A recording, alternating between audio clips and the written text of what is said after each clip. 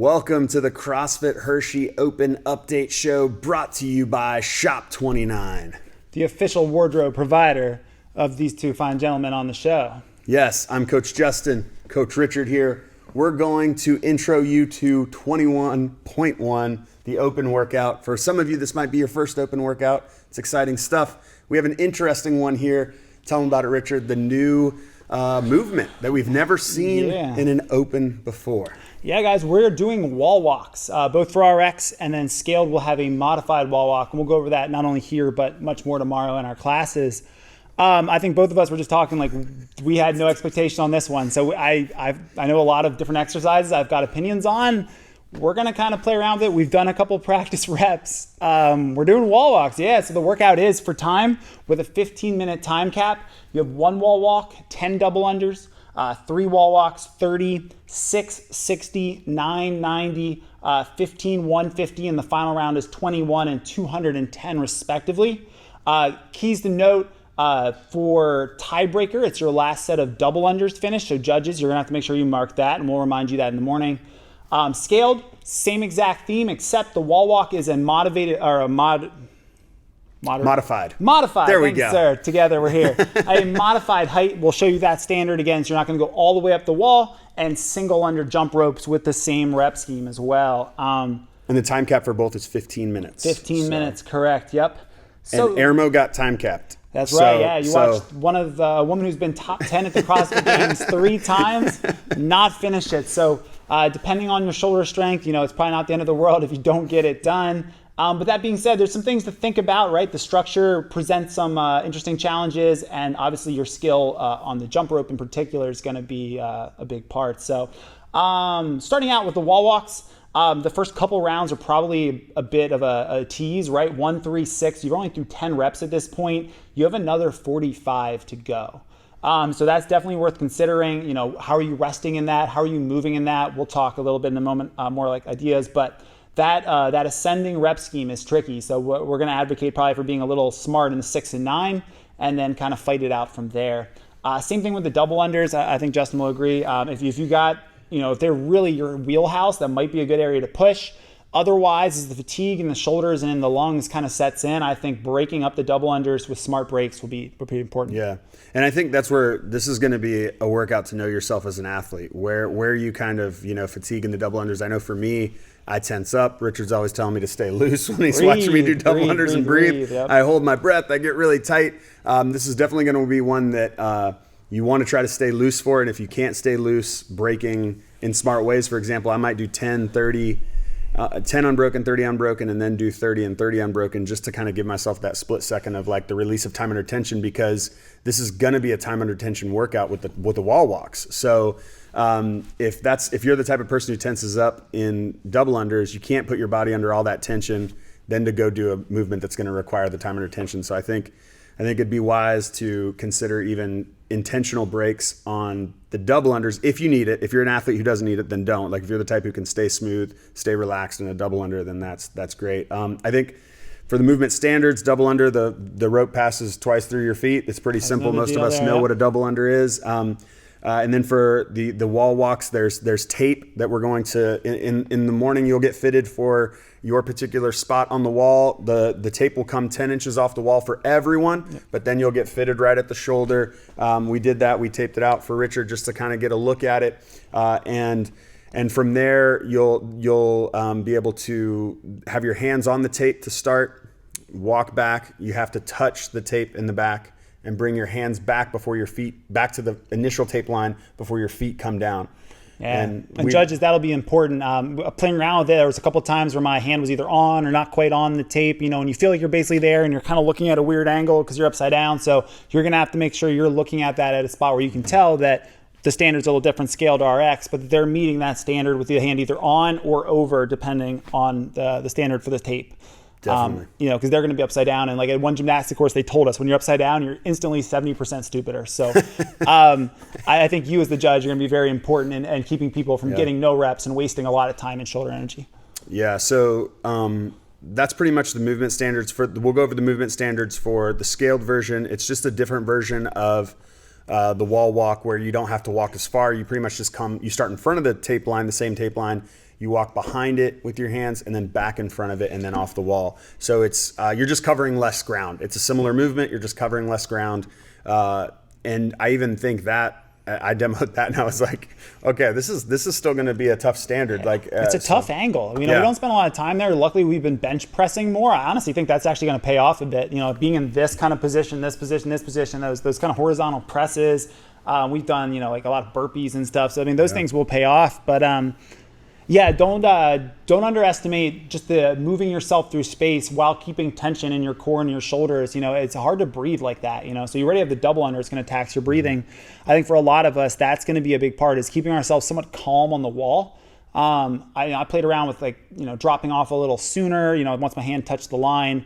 We'll show you guys some options more for that in person. You'll make your own choices there as long as you meet the standards. But bigger, smaller steps. Smaller steps are going to be much more stable and safe, but a bigger step gets you through quicker. And if you have stronger shoulders, that's going to pay off. I mean, there's a lot to consider. And like I said, we didn't really prep for wall walks. To be honest, we're a little bit like, well, we thought we might have something to say, but then we got dealt wall walks. I've done maybe 15 wall walks this entire year, so I'm excited. So let's just talk about the knee-jerk efficiency tips that we can give here. So probably the biggest efficiency tip that we learned just even while watching the athletes do it, Carrie and Christy do it. Carrie was touching her fingertips to the tape. Because all you have to do is have one part of your hand contact it. So if your fingertips are on that tape, that's your starting line. You do not have to, this does not have to be your starting line, because now you have to cover this much more ground. So really think about being as efficient as you can from that starting position. Now, if you're here and you're testing your judge is going to no rep you if you're not on the line,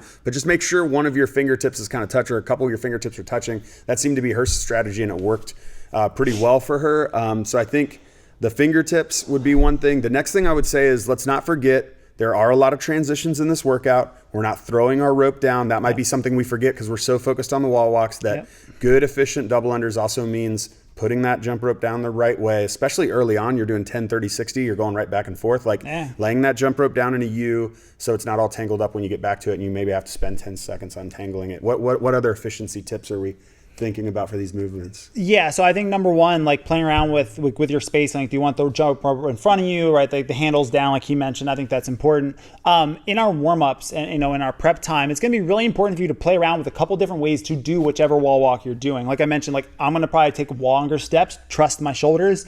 If you're not comfortable upside down, the smaller steps are going to be a little safer and more consistent. Playing around, like he mentioned, with the fingertips on the tape, how close do you want to play that line? You got to get it on there, but just barely, or are you going to be safe and get that hand further on?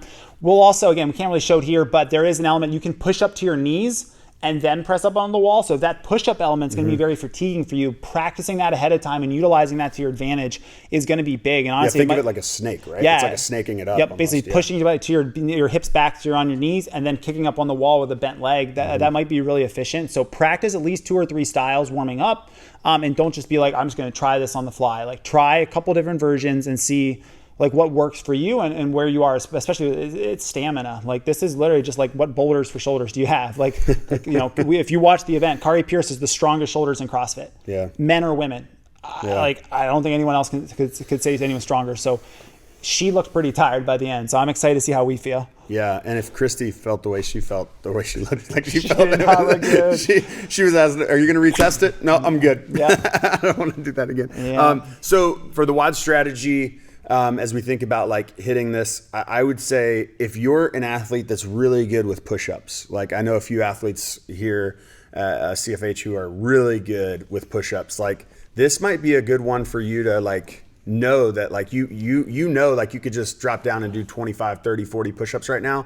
Assuming you also have pretty decent overhead mobility, because that might come into to play. But assuming you have decent overhead mobility, this could be one that if your double unders are even just okay, you could crush, because I do think the limiting factor for a lot of people is going to be the bigger sets of the wall walks. Yeah. So know yourself as an athlete. I think going out too hot on this, it's not necessarily a trap workout. I don't think it's going to move that fast, but at the same time, you could be like, oh, 1 felt great, 3 felt great, 6 felt great, and you're like, and you're doing them all unbroken without taking rest, and then like you get into that round of 9, and it's almost like when you fail push-ups in a workout, and you're just sitting there waiting to reload. Yeah, and shoulders they go. Yeah, and here's the deal: you're not getting any break when you go do the double unders. No, your shoulders are still doing work. So it's important to kind of recognize that like when it hits you, it's probably going to hit you. So it might be one of those to hold back a little bit early and just kind of feel it out before you get too deep. You can always speed up at 3 minutes into the clock, right? If you're feeling like, oh, this isn't hurting. So